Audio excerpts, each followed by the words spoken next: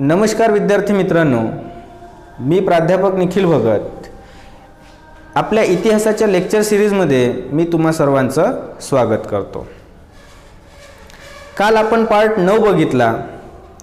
त्या पार्ट 9 मध्ये आपण बघितलं की ब्रिटिश इतिहासकार आणि भारतीय इतिहासकार यांच्यात झालेला वाद. ब्रिटिश इतिहासकार म्हणतात की आम्ही भारताला जिंकलं नाही, आम्ही भारताला योगायोगानं जिंकलं. आणि भारतीय इतिहासकार म्हणतात की तुम्ही भारताला योगायोगानं जिंकलं नाही, पूर्व नियोजन करून जिंकलं, प्री प्लॅनिंग जिंकलं. आणि एवढंच नाही तर तुम्ही काय केलं का अमानवीयतेचा परिचय सुद्धा दिला. मग त्यांनी सांगितलं का त्याच्यात आम्ही दोषी नाही, त्याच्यामध्ये तर कोण दोषी आहे? ईस्ट इंडिया कंपनी दोषी आहे, काही गव्हर्नर दोषी आहे. तर मग भारतीय इतिहासकारांनी त्यांना म्हणलं की गव्हर्नर आणि ईस्ट इंडिया कंपनी हे तर फ्रंटवर दिसते, पण त्याच्या मागं ब्रिटिश सरकार आहे.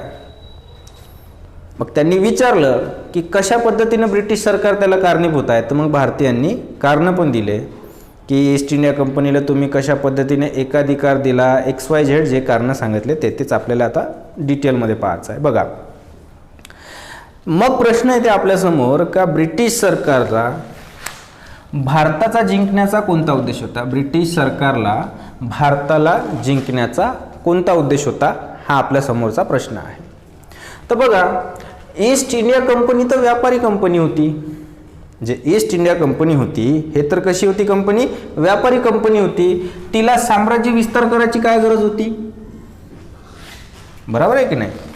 ईस्ट इंडिया कंपनी हे तर व्यापारी कंपनी होती, हिला साम्राज्य विस्तार करण्याची काय गरज होती? ते इथं आली, व्यापार केला आणि गेली, असं झालं असतं.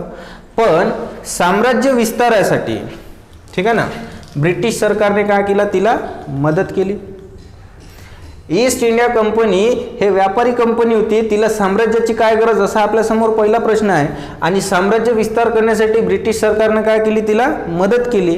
मग आता तुम्ही म्हणाल कशी मदत केली? तर कालच्या लेक्चरमध्ये बघितलं ना आपण की ब्रिटिश सरकारने त्याला कशी मदत केली. बघा, ज्यावेळेस ईस्ट इंडिया कंपनी स्थापन झाली त्यावेळेस ब्रिटिश सरकारने तिला व्यापाराचा का दिला? एकाधिकार दिला. म्हणजे भारत आणि पूर्वेकडचे जे काही देश आहेत त्या देशासोबत व्यापार करण्यासाठी फक्त ईस्ट इंडिया कंपनीच जाईल, इंग्लंडमधून दुसरी कंपनी कोणतीच जाणार नाही. हा एक दिला होता अधिकार. दुसरं, प्रसंगानुसार ईस्ट इंडिया कंपनी भारतामध्ये युद्ध करू शकते, तह करू शकते, एखादी राज्य स्वतःमध्ये विलीन करू शकते, हा पण अधिकार दिला.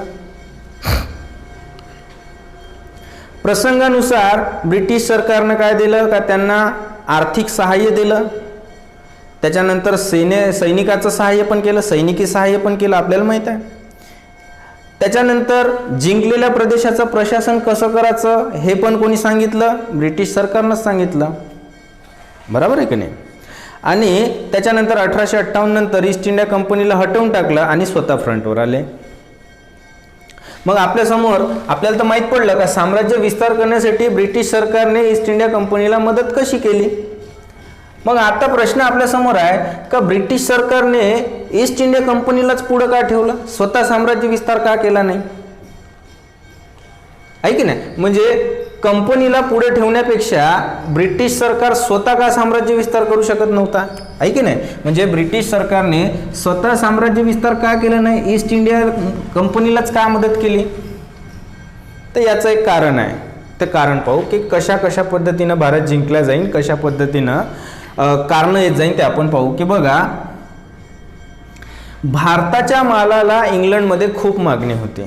मग भारताचा जो काही माल आहे, इंग्लंडमध्ये जो काही कापड बनत होता तो वुलनचा कापड बनत होता, लोकरचा कापड बनत होता.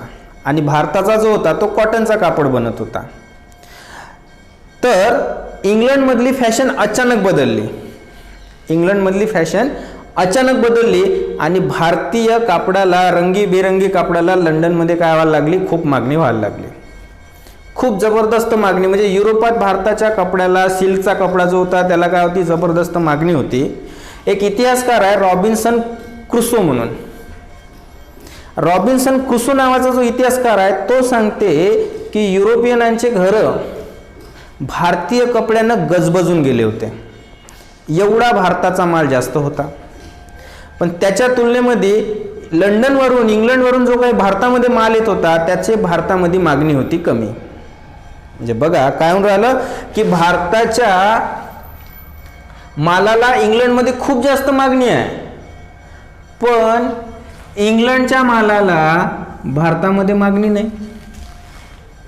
आता याचा परिणाम काय होईल? याचा परिणाम असा झाला की ब्रिटिश सरकार काय करते, ईस्ट इंडिया कंपनी काय करते तर लंडनवरून बुलियन घेऊन निघते. हे बुलियन काय आहे तर लक्षात घ्या, बुलियन म्हणजे त्यांच्या धातूचं नाणं आहे, पैसा, त्यांचा पैसा आहे. बुलियन म्हणजे सोन्याचा पैसा आहे त्यांचा. मग ईस्ट इंडिया कंपनी काय करते, ज्यावेळेस इंग्लंडवरून निघते त्यावेळेस बुलियन घेऊन निघते, पैसा घेऊन निघते भारतामधून माल खरेदी करण्यासाठी. भारतात येतात, भारतामध्ये कापडाचा त्यांना मसाले पाहिजे, त्याचा सगळ्याचा काय करते, मोठ्या प्रमाणामध्ये माल खरेदी करून घेते. माल खरेदी झाला, त्याच्या बदल्यामध्ये भारतात काय आलं तर भारतामध्ये बुलियन आला. का बरं? कारण भारताचे व्यापारी जे आहे ते काय करते, त्यांना माल देते, मालाच्या बदल्यात यांना सोन्याचा पैसा भेटन भारतीय लोकांना, तो म्हणजे काय भेटन, बुलियन. बरोबर आहे. पण इंग्रजांनी सोबत माल आणला, त्यांनी पण सोबत टिकून व्यापार करण्यासाठी भारतामध्ये माल आणला, त्या मालाला काहीच खप नाही, तर भारताचा पैसा इंग्लंडमध्ये जाईल का? तर उत्तर राहील तुमचं नाही. म्हणजे फायद्यात कोण आहे, इंग्लंड आहे की भारत आहे त्यावेळेस? तर त्यावेळेस फायद्यात कोण आहे, भारत. वरतून भारताच्या मालाला इंग्लंडमध्ये खूप जास्त मागणी आहे, तर भारतामध्ये काय होईल, जर मागणी आहे, डिमांड आहे, तर प्रोडक्शन वाढेल, म्हणजे उत्पादन वाढेल, भारतातल्या लोकांना काय भेटन, रोजगार भेटन.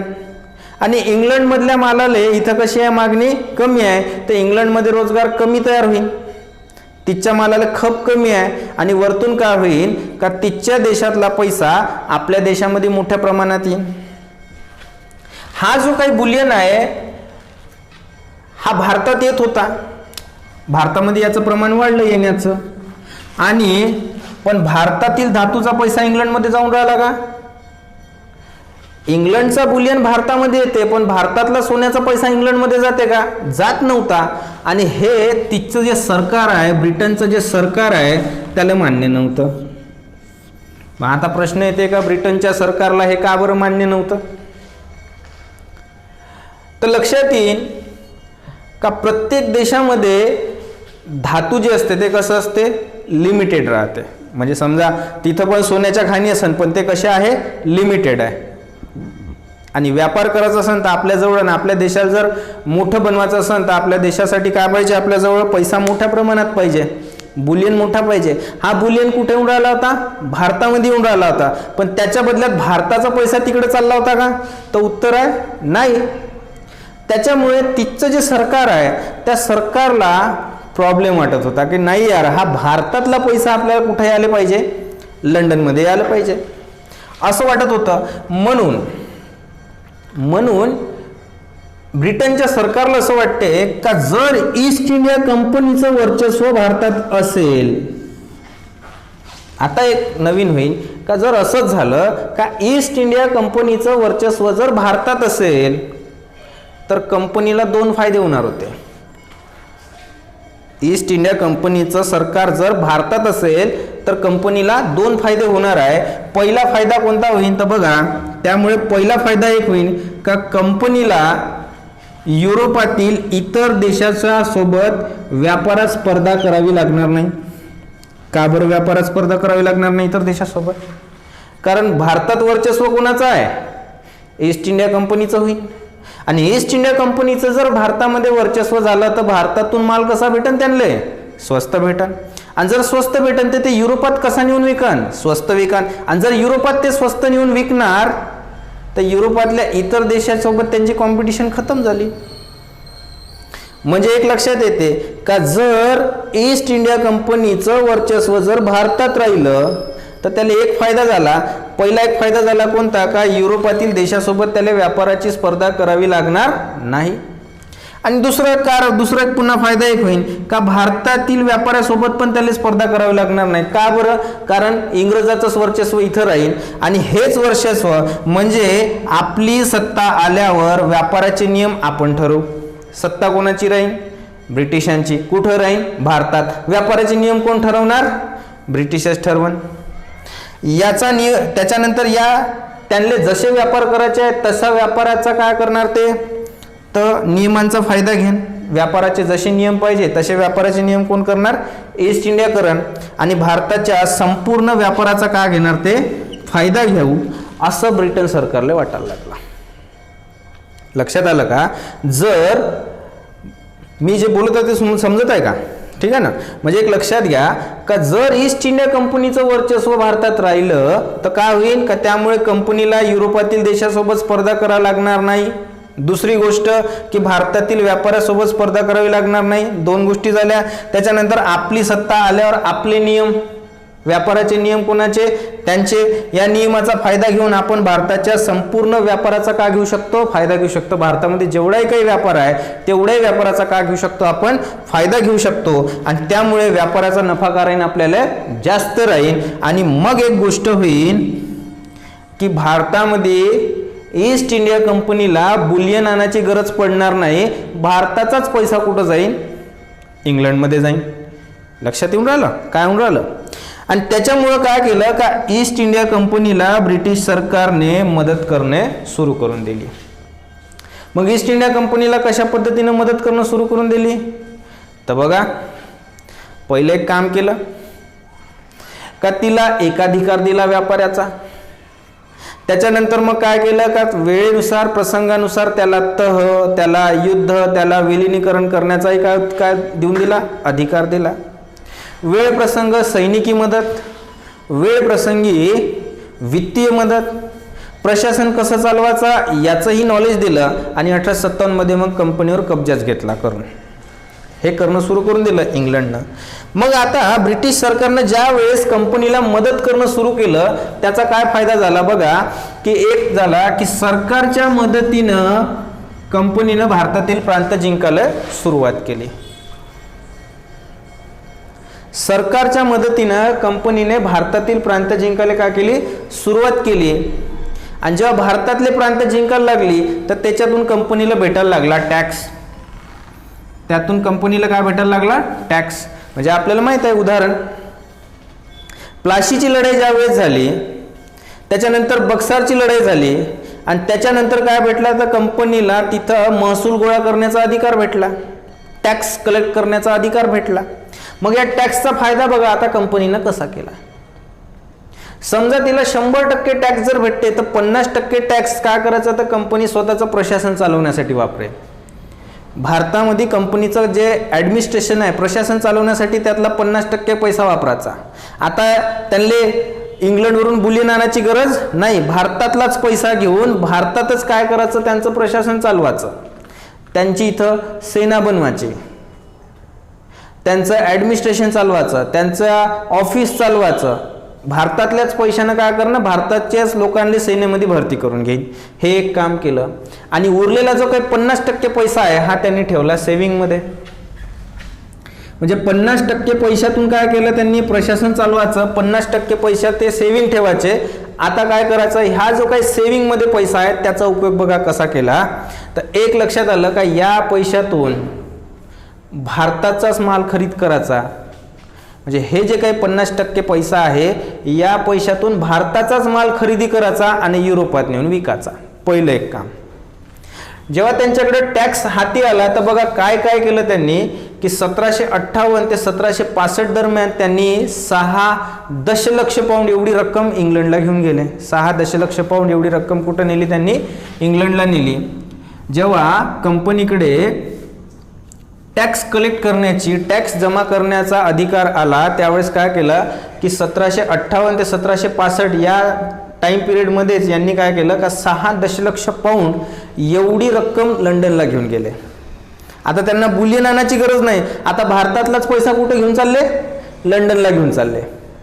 आणि जेव्हा 1765 मध्ये बंगालच्या नावाने ते रक्कम मोजली, त्याचा GDP मोजला तर त्याच्या हे 6 पट जास्त होती. एवढी रक्कम तर ते लंडनलाच घेऊन गेले. ठीक आहे. त्याच्यानंतर मग यांचा जो काही व्यापार होता, निर्यातीचा जो काही व्यापार होता तो पाहिला तर 1750-51 मध्ये 1.5 दशलक्ष एवढीच निर्यात होती. 1797-98 मध्ये हे झाली 5.8 दशलक्ष पाऊंड. म्हणजे एवढी काय वाढली, यांची निर्यात पण वाढली.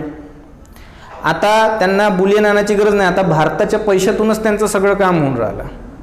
त्यांच्याकडे अधिकार जो आला, बंगालचा प्रांत जेव्हा त्यांच्याकडे आला तर त्यांनी बघा भारताच्या राजकीय सत्तेचा वापर आणि टॅक्सच्या पैशाचा वापर त्यांनी कसा केला भारतामध्ये.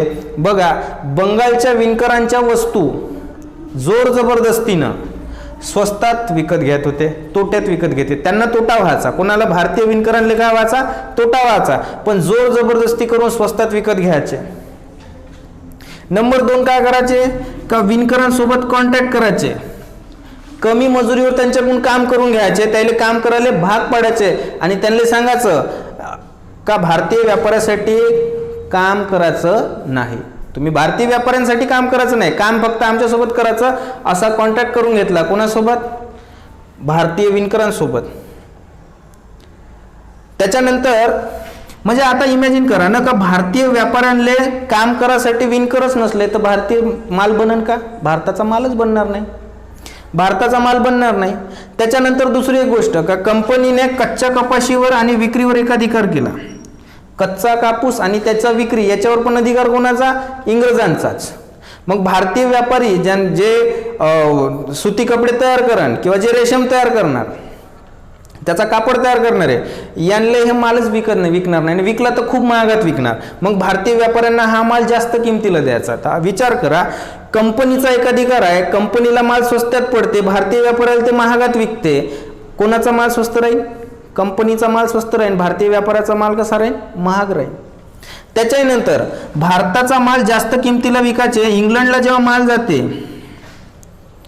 इंग्लंडला ज्यावेळेस भारताचा माल जाते तर त्यावेळेस तिथं त्याच्यावर जास्त टॅक्स लावायचे. म्हणजे भारतीयांचा व्यापाराचा माल जो आहे तो काय करायचा, तिथं जास्त किमतीमध्ये विकायचा. त्याच्यामुळे इंग्लंडची जनता भारताचा जास्त किमतीवाला माल घेईन की इंग्लंडचाच माल घेईन आता, कारण तो स्वस्तात मिळते.